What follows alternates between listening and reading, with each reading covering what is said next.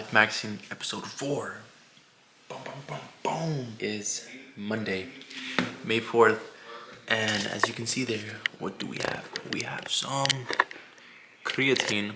Alright guys, so I took one trade today and I hit break even. But I just paused. We just had a thought come to mind, which was 95% of traders. So if you see that video where 95% of traders fail, it's because, again, mindset. Sometimes it's technically y'all guys just don't have a good strategy. Y'all are unable to follow it, be disciplined, blah, blah, blah. But it really stems from a mindset and building the key habits outside of trading. I would say more of a subconscious level rather than a conscious one. Meditating, journaling, drinking water, taking creatine, taking my, black maca, ashwagandha supplements. Okay, so here was the trade. We got the main setup working right now. So we're about to journal this trade. And then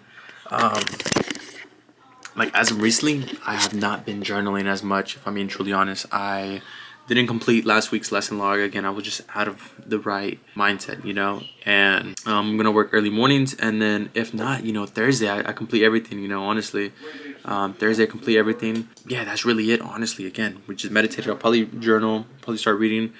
And I need to also incorporate my notes for my book, Master Your Thinking. That's the last one I already did, Don't Believe Everything You Think, and then Emotional Intelligence. Now I need to finish putting all the notes for Master Your Thinking, so you're going to see me do that.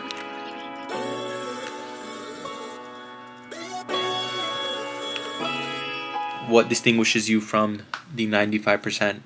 What habits, what mindsets, what beliefs do you have in order for you to be in the 5% category? And again, it all starts in the mind.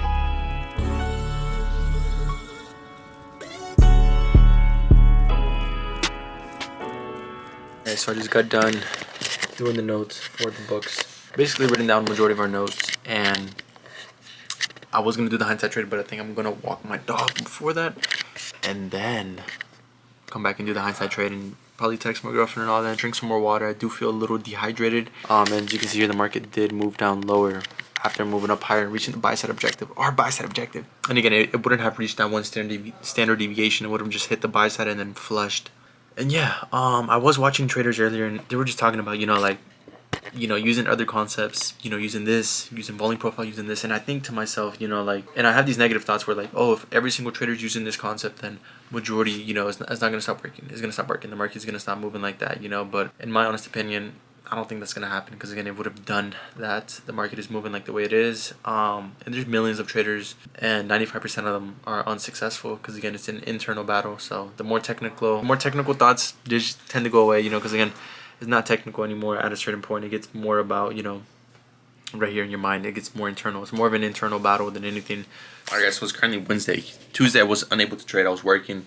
I went in at 5 a.m. to 1. Imagine every single person watching ICT's live stream or watching the stream, and they're a trader, everybody has the same knowledge, everybody has the same screen that they're viewing this information from. I thought about it, I was why should I be more successful than the person right next to me or the person in front of me? Why should I be in the 5% category? After, reflecting, really thinking about that question last night, because again, I was with my friends, but I wasn't asking them that, but I was thinking about that all night, and I was thinking about how could I be better than every single individual here? How could I be, one of the best? What do I got to do? And, after reviewing and reflecting, I realized, the internal growth is more about my character growth rather than the skill. Of course, I have to continue being, a student. I have to keep learning, keep getting better, but 75% now is really just working on myself. Of course, I'm going to try to continue watching content, that's educational, that's helping me grow, helping me learn with the order flow. You see a lot of people switching to order flow now.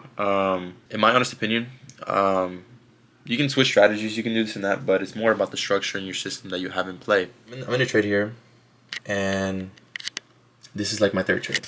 And I'm telling, the trade recap people here, if they're watching it, they're going to see this in the vlog. I'm telling them that I'm unable to walk away from an L. Or not even from an L, but from a position where, if I take an L, I'm just trying to pass the account. I'm so attached to the account results and this and that. And today, did I follow my system? No. Every single trade I took, I did not follow my system. If I just simply stick to my rules, I follow my system, I have good trade management, good risk management, and I stick to my rules. That's one of the biggest things I'm dealing with right now, bro. And it's very frustrating too, because again, I know how to trade. I know I can trade, but again, it's just the internal reflection. I wouldn't say I'm attached to the accounts, because again, I don't fear losing them. That's why I'm spiraling right now. Like, I'm willing to lose and I'm willing to blow these accounts. I have to be comfortable with losing. I have to be comfortable with not taking a trade and not feeling like I'm making progress and being patient. And the back of my mind and into like the system that not really the system, but like the what's the word, the experiences that I've been going through like the past month have been rewiring my brain to want to make progress, want to show up every single day and take a trade every single day, because again, that's how I was processing, that's how I was living. And now whenever we're just trying to take it slow, it's very hard, very difficult for no reason. I'm down $700 and I'm in another trade. So I went short. Shorts were wrong. ES pumped up, about to break the highs. NQ is failing. It's like in between the ranges, equilibrium. We formed the 5-minute inversion after disrespecting my 3-minute IVG. We're back and forth consolidating. I'm getting chopped up left and right. Now I'm taking longs. I don't know why I'm in longs. I'm gonna get stopped out.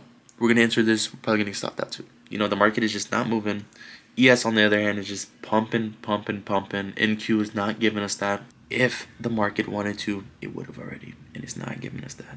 Still Wednesday, May 6th, and I decided things are gonna have to change. What I mean by that is, so I'm watching the game right now, but what I mean by that is starting a monk mode. That's what I mean, starting a 90-day monk mode where I have certain rules, certain regulations, and I follow a certain strict routine and a system. I have the habits that I want to do, but I'm inconsistent. I want to read, but I'm not reading. I want to meditate every day, but I didn't meditate yesterday.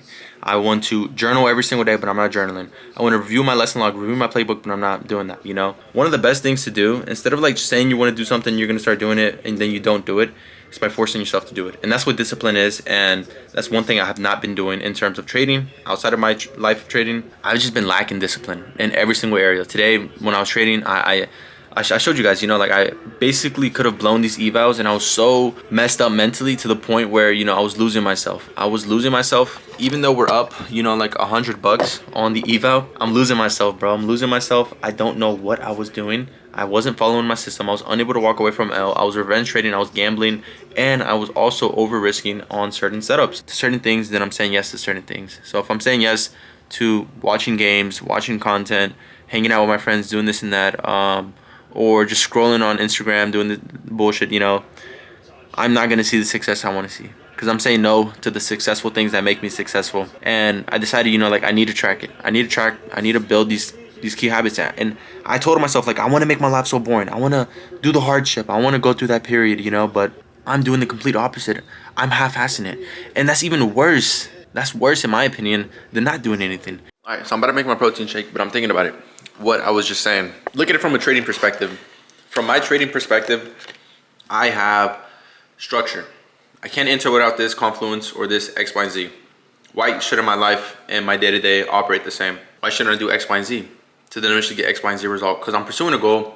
I want to change my life, but I'm doing, certain things, or I'm not doing certain things where I need to do to eventually get to that goal. Right now the main goal is to not work a 9-to-5. And using my 9-to-5 to fund my trading. But again, trading is very, very hard. If I do 90 days, I'm only going to really take 2 to 3 weeks off and then go back at it.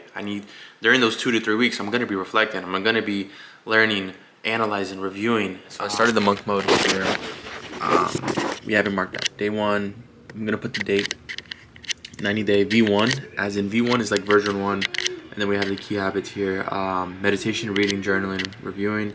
And then daily 1 gallon of water, weekly run, and then 3 to 4 times to the gym, and then 30-minute wall stare. Staring at a wall is cool, but closing your eyes, breathing, and listening to your own mind and your own thoughts for 30 minutes, I would rather choose that one every single time. I'm going to be praying. But again, this is more of a trading thing. But again, here I set up my main computer. So it's currently Thursday. Today I did not take a trade. I was working and listening to a podcast, Andrew Huberman's podcast. I decided, instead of listening to music, replacing it with podcasting. So that's currently the podcast I'm listening to. It's currently 5:26. I have not completed any of my monk mode tasks, and I did not do them yesterday. Even though I told myself I was, I just stopped. I ate some Wingstop, and then I completely shut out. So right now I'm about to meditate, journal, review, and then read, and that's basically the format we're gonna move in. Main reason for that is because I like to meditate. I like to get myself in that right state of mind, journal whatever I'm feeling after the meditation, and then reviewing all the key information, and eventually, you know, finishing it off with going to sleep. You know, we took shorts and we got cooked. I won't even lie to you. This one account, here's the other account. Basically, we got cooked. For this one, I did go long. I did go long on the 1 minute IPG here, and it got me stopped out on ES. Went long, came back down, stopped me out, and then it pushed up and met all these targets here. But we did go short on the first trade and we got cooked. Not shorting at all-time highs, even though the market does look a little bit more bearish. We had a 2 minute change in the state of delivery. That was my entry. I did have a little bit of FOMO, I won't lie to you, around there. But that's pretty much really it for the trade idea. Journaling it right now, and then so we journaled the trade, and now we understand why we lost. I understand why I lost. You know, it's not a bad L, but it's not a good trade. Again, shorting at all-time highs is not ideal.